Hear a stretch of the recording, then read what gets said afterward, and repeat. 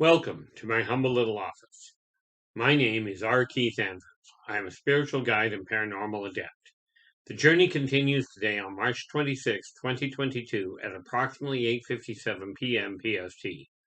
It has been, to say the least, a hectic day. However, question for you. Have you already gotten the list together? Have you taken the time to put a list together of the bills that you have? Now, intriguingly enough, I was thinking of it, and it dawned on me one little detail. I've only got my utilities, my rent, and my credit card left. My credit card I don't even have left as a bill. So my list of utilities, I've got no extra debts. So my list was really, really short. I've got my rent, my utilities, including my credit card payment. Okay. Everything is paid off. Everything is down where it belongs. But to get there, okay, and if you take a look a couple of days ago, I actually went through this one step at a time. So I'm just going to go over it briefly. Take a list of all of your bills in order to find out how much you owe where. Doesn't matter how much you owe, doesn't matter who you owe. Write down everything that you owe. Then you separate it into three categories. And again, we come up with this issue of three. Okay. You break it in. Once you've got every bill you owe, whether it's a credit card, a utility bill, your rent or your mortgage, a personal bill, okay, some sort of lease or some sort of rent to own that you're doing, every single cent you owe somebody, whether you've got a deadline on it, whether it's one of these bills like you borrowed money from your mom and she said don't worry about it, if you still see that as a bill, write it down. Okay, then you break it into three categories. Your living expenses, which is your rent or mortgage, your utilities, power, phone, gas, cable, your cell phone, and I encourage you to include any revolving debt that you've got. Credit cards, credit lines, they're the same thing. Those all fit under your rotating bills. Okay. Then you've got the second set, which are your interest accruing bills. Now, I suggested you put the credit card into your utilities. And the reason for that is because your credit card, at least one of them, is one of these things that many people use as a way of life. Like, for instance, I take my credit card and I use it to pay my utilities. Okay. But if you've got more than one credit card, leave one in the utilities, leave the rest of them in your interest accruing bills. Okay. That includes the extra credit cards, anything over one, your line of credit, anything over one. Okay.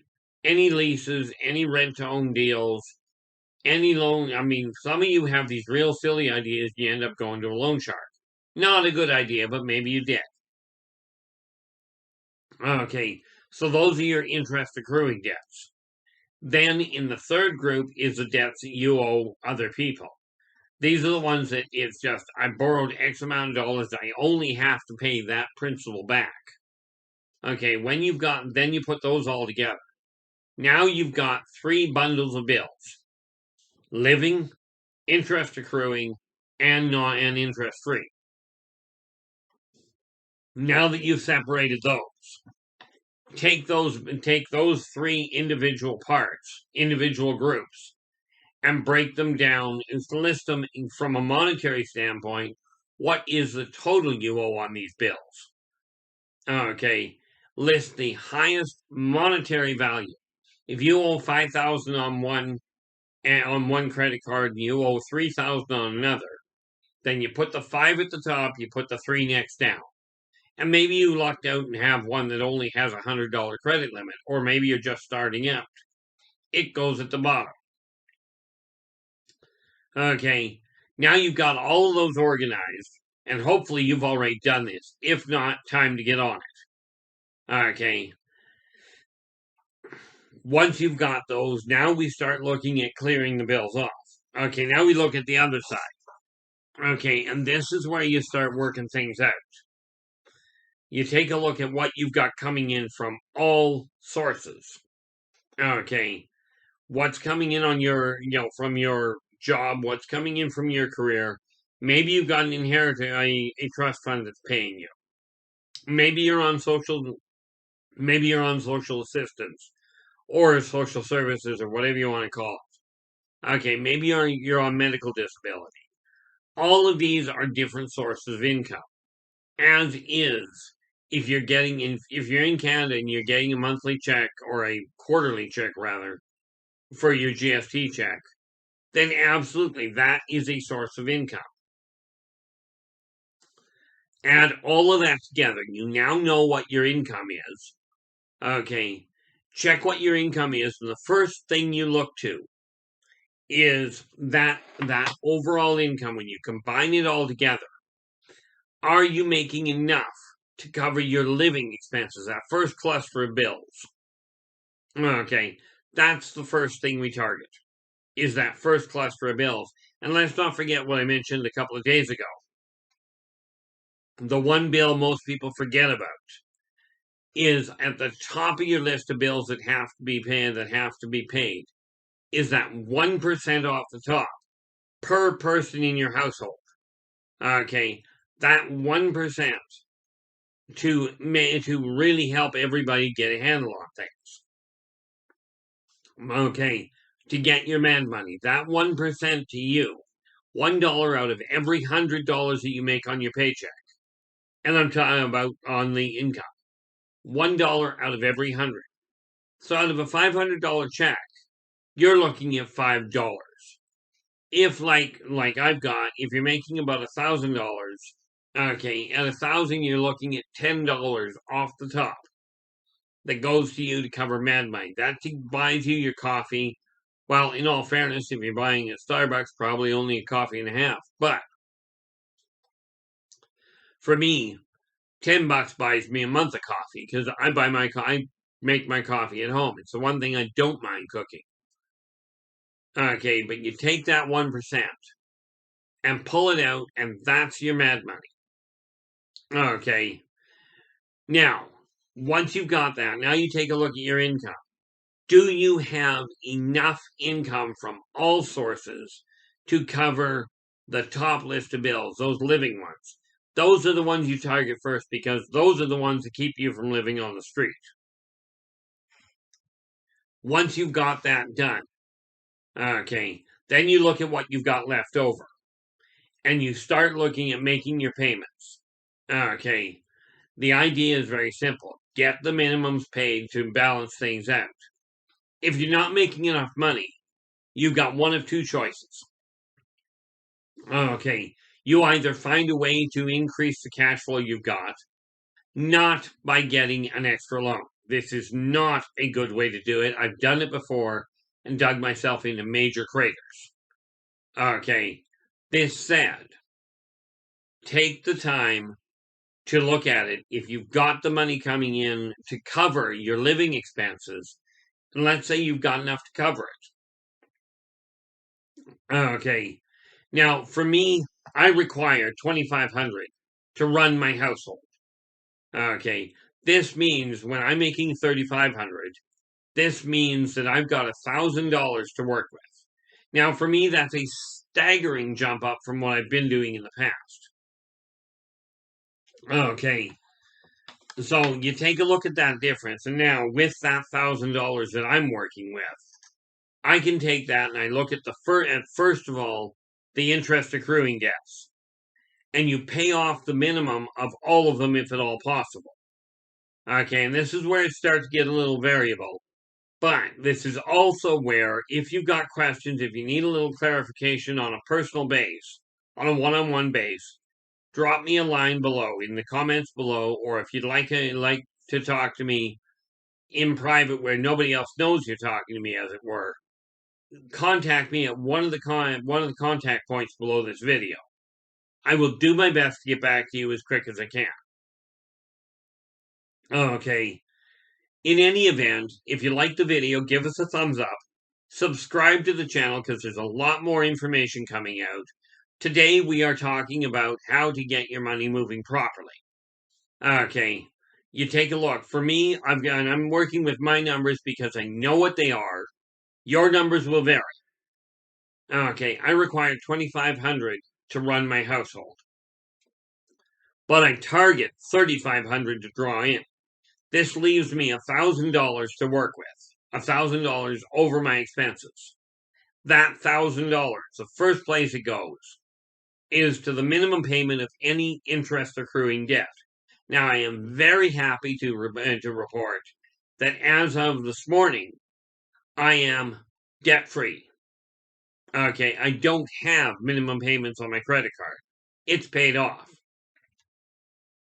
Okay, now I shouldn't really say I'm debt-free, I suspect, because I know next month I will have the interest from my last balance, but the balance is gone. Okay, so my first bill with the next one, and this is why I said I'm talking about how I got there. Okay, you take a look at your interest accruing debts, and you pay off, you hit the minimum on all of them. By the way, if you're behind in your utilities, these are also listed as back debts. The over amount is. Okay, so you pay off your minimums on the interest accruing debts. Then you take a look at the smallest interest accruing debt, monetarily speaking, and you sink the rest of the money onto that one bill. Okay, and the reason for that is because psychologically speaking, it is easier to write off and to cope with one big bill. One big bill as compared to 15 little bills. Okay, so I mean that is right off the bat the best thing that you can do is start chalking off those interest accruing bills. Clear the balances. Now, if you've got more than one credit card, keep one. Do not throw them out. People will tell you, throw the credit cards out. I'm telling you, and I know this goes against everything you've probably heard. I'm telling you, it's a bad idea to throw them out. I was reading on one person, they actually did throw them out, and it shattered their credit rating. Okay, but if you take those credit cards, keep one credit card that is active. Keep it handy. But I learned a method from somebody a long time ago that had overextended most of her credit cards. Okay, and what she did was she kept one out, the rest of them she put into a baggie. They put each one into an individual baggie, pushed all the air out of it, and set it in a bucket of water. Then she froze the bucket of water. The reason she did that was because it meant she didn't cancel the cards, but it stopped her from using them. Okay, and if she really wanted to use them, she would have to take a couple hours, well, probably a day or two, to thaw the credit cards out to get to it. And as she put it, that was enough of a deterrent to control her spending. So you write the lowest debt off. Okay, once it's gone, then now you've got a little extra money to work with. It's not quite spread out so thin. So now you can turn around and double up your efforts on the next smallest one because you're writing off the interest accruing debts first. Now, here's the thing, and again, double check with your own sources. Do not just take my word for it. This is the method I used, and it worked like an absolute charm. My credit card bill had gotten way up. It is gone. The credit card, on the other hand, I still have access to. Okay, I know next month I will get a bill that will have a couple $100 on it in interest charges from the last bill, from what I just cleared off. But that's okay. Okay, I'm still looking at another contract check coming in and a paycheck before the end of this month. Right now, I'm a little lower on the one account than what I wanted to be. Okay, I desire to have 6 months sitting in this one account. Okay, but I'm a little lower than that. I've got $40 shy of 2 months. Okay, so my next target is to get 6 months rent. In other words, build it up so I've got about almost $7,000 in the account. This is going to take me probably close to 6 months to do it, but it gives me a definitive target. I am starting, I know where I am, I know what I've done, how I got there, and most importantly, I know how I'm going to get out of here. So you target those interest accruing debts. Now, again, very important factor here with credit cards, they're dangerous. Okay, because they give you the illusion that you can buy things you really can't afford. Basic rule of thumb where it comes to your credit card. Okay, and then I'm going to go back onto the other stuff. If you don't have cash in the bank to buy what it is you're looking to buy, the credit card is a dangerous idea. Okay, it can get you into a lot of trouble. This said, do not cut the credit cards up and cancel them. Okay, take them out of isolation, take them out of circulation. Couple of ways you can do that. The bucket of ice that I mentioned. Another option is to turn to somebody you know that you trust. Give them your cards, not the PIN numbers, just the cards, and ask them to put them in safekeeping. Okay, ask them to lock them away for you, and you can tell them, hang on to them until I need them, which that is a bad idea. Okay, tell them to hang on to them for X amount of months. Okay, meanwhile, you're going through the other process and writing the debts off. Now, this will work quite nicely. I know this will work quite nicely because, quite frankly, I did it. Now, what I'm talking about, I did it. I used to have 3 credit cards. Why? The best I ever did, well, worst, I don't know. At one point, I had 13 credit cards at the same time from various companies. That one drove me into bankruptcy. Not a good part of my path. But I got out of it. I got built back up. I worked up to 3 credit cards again. Now, the stupid part was that I didn't learn my lesson the first time. So one of the cards I lost because of stupidity. They canceled it on me.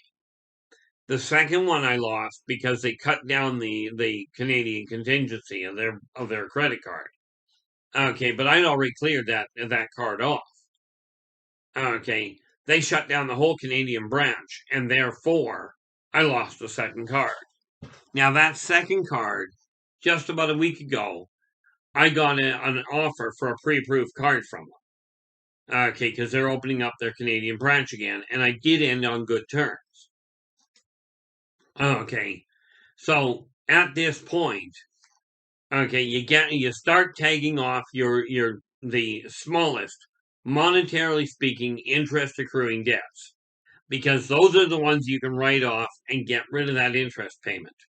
Now remember, interest accruing debts, credit cards, leases, zero interest loans. Okay, zero interest is usually found in furniture or more often in cars. Okay, and we'll come back to that aspect in just a minute. But you target those interest accruing debts first. Okay, the other ones that are simply, it's not that they're less important, it's that they're not costing you extra money. Okay, now there's a couple of ways that you can appease that side of it. Okay, but I will tell you, it's easier from your standpoint to take out the interest accruing ones first. And then, as you get them written off, you can now start looking at the other ones. By following this same pattern, you can actually wipe out your debt. Okay, you can attain exactly what I've attained. Okay, now I will tell you, here's the funny thing about it. I've told you many times, if you're going to do something effectively, okay, if you really desire to succeed at it, talk to somebody that has done it. Talk to somebody that has done it successfully. I cannot tell you how to be a millionaire yet. Give me a little time, I'll get there. But I can tell you how to get debt free because I've now done it. Okay, now the trick is going to be staying there, and that requires a simple stubborn streak. Well, let's face it. I may have one of the most developed stubborn streaks on the planet. You know, there are people that have done this as well. But at 5 years old, I got diagnosed as dead. They shipped me to the morgue, which takes a long time to get there. And then I turned around and walked out of the morgue. Like I said, I'm stubborn. I'm on a very long-term journey here. Now, the neat part about this whole thing, I came back to this world, to this lifetime, for one primary purpose, and that is to pass on a simple message to everyone in existence. That message is, working together, we can make this a better world for most people. Okay, but this requires your assistance, and yes, I'm absolutely asking you to join me on this journey. Okay, but this journey of changing the direction the energy in this world is running starts with you. Okay, no, not you specifically. You as in the general. Okay, I personally am of no more import than you are. I'm in the same boat you are. I'm right here, right now. And this is where change starts. Okay, so take a look, you get your money moving in the right direction. And this is why I said make sure your office, where you work on your finances, is clear. Now I keep this sheet here handy. It's got two messages on it. I have legally acquired a minimum of $3,500 by March 31st, 2022 at 23:59. Now 23:59 is military time for 1 minute to midnight. Then we have down, and the next one down is IVE. Inner Voice Enterprises has legally generated a minimum of $600 by March 31st of 2022 at 23:59. I keep these handy where I can see them. Now understand, I work from home. So this business income is part of what I generate legally. What I have legally attained by at home. This is household income. This is what I've generated through my business only. Okay, I keep that handy where I can see it. Now, right now, it happens to be laying on top of my keyboard because I had to move it earlier. But usually, I've got it sitting right here. You can't see it over there. I can, and the fact I can is the important part.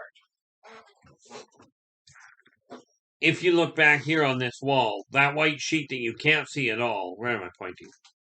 Right there. Okay, that white sheet, that's my business license. And I keep that handy, well, because quite frankly, I'm supposed to. Now, with this in mind, once you've got this pattern worked out, okay, you'll find that things start to change real quick. Now, obviously, if I've got $1,000 overload that I can work with, as I wipe out interest accruing debts, that $1,000 will go further. Right now, that $1,000, since I owe nobody anything except a little bit of interest from my credit card that I just paid off, I've now got essentially $1,000 that I will be able to sit on and start building my bank accounts. Okay. And the nice part there is this is where having an idea of where you're heading and knowing how you're going to do it. The method I'm talking about is the one that I am working on right now. Okay. Now, when I did that, I had to wipe out a lot of my money to get myself debt free. But I've still got a contract check and a paycheck coming in before the end of this month. I currently already have my rent in the bank. Okay. That rent is already sitting there. And because of that, I'm only $40. I only need $40 out of what's left coming in order, as a matter of fact, come to think of it, I just made $100 today from my business just this morning. So that $40 I was short, I'm actually not. All I have to do is move that money into the appropriate account and bing, bang, boom, and I'm ready for 2 months of my rent. This is how fast this can change for you.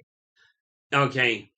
Now I sent a message out. There was one of my subscribers here. One of my subscribers posited a question to me. Okay, and I told them literally, before you make another move. Now, technically, I am not a licensed financial advisor. I've never gone to school for it. I went to school by the School of Hard Knocks. Two bankruptcies, multiple problems with credit with collection agencies. Okay, I'm not somebody that you turn around and go, oh, there's the poster child for smart investment or smart moving. But I have learned from all of that, and I do know how to take no matter how bad of a disaster you've got. Okay, I shouldn't say that. There are limits. But let's take a look at where your finances are.